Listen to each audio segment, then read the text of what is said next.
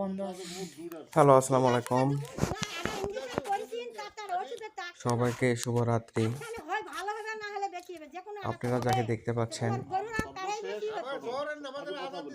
উনি একজন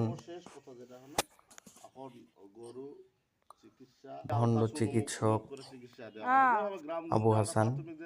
আমি কালকে জিজ্ঞাসা করেছি যে কোন সিরিয়াস মাঝবাড়িয়া থাকলে মির্জাপুর আমাকে কবেন, আমরা সেই অনুযায়ী ইয়া করব। তিলকপুরে ওনার একটা না ভেটেরিনারি করব তো দোকান আছে, কৃষক করব না, যাতে আরো কিন্তু উনি 10টা ফ্যামিলি জানো লাইসেন্স ছাড়া গবাদি পশুর চিকিৎসা দিয়ে থাকেন এবং অবৈধভাবে বীজ সংগ্রহ করেন। কে দিবেন? ওরা যদি হয়েই থাকে তা আপনি ওই সেই ইনজেকশনটা কালকে বীজগুলো দিলেন গ্রামে না কেন? আজকে দিচ্ছেন কেন? আমি তো টাইজুত আমি দিয়া দিচ্ছি। কি তো আমি তো টাইলুকুম ইনজেকশন দিচ্ছি। উনি ওনারই এই সমস্যা, যে ওই বনঘরদিঘি ইনজেকশন গ্রামস্থ দেওয়ার জন্য দিলার এরকম হোসেনের হয়েছে। এই আজকে যেটা লেখা গরু দিয়েছেন এটা কালকে দিলে হয়তো ভালো ব্রাহ্মা হয়ে যেত। গরুর চিকিৎসা করতে আসেন গত 19 কথাটা বলেন কিসে? 24 তারিখ বিকাল। বলে সিরিয়াস কথা শুনলাই তো আমরা গরুর সর্দি কাশি লেগালাম থেকে আদম উনি দিকে বলেন যে লেগালাম। নিউমোনিয়া হয়েছে, কি সমস্যা দেখলাম সেই মর্মে তিনি কি গরুকে হয়েছে? একটা ইঞ্জেকশন পুশ করে। এখন ইঞ্জেকশন শেষ পুশ করার মুহূর্তে সঙ্গে আসে সঙ্গে গরুটি ফোন দিতে ওই সময় এখন ওনার করছেন যে সামনে আদম দিকে লিয়ে ছটফট করে যাও। মারা যায়।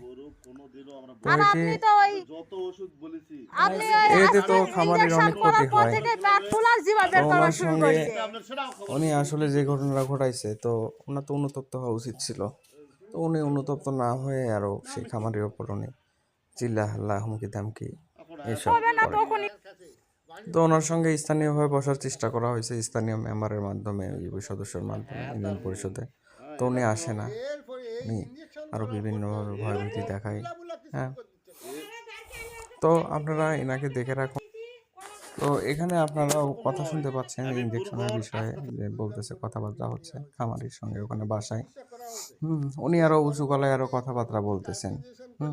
যে প্রাণী মরতেই পারে, হ্যান করতেই পারে, ত্যান করতে পারে। যে প্রাণী মরতেই পারে, প্রাণ থাকলে প্রাণী মরবেই।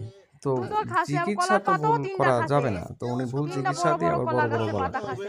তো আপনারা ওনাকে দেখে রাখুন, ওনার থেকে সচেতন থাকবেন। হুম এবং ওনার বিরুদ্ধে আইনগত ব্যবস্থা গ্রহণ করা হয়েছে।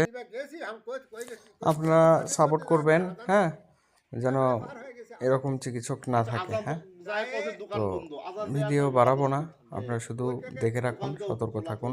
ওনার দ্বারা আপনাদের গবাদি পশু পাখির কোনো চিকিৎসা করাবেন না। হ্যাঁ, ভালো থাকবেন। আল্লাহ হাফেজ।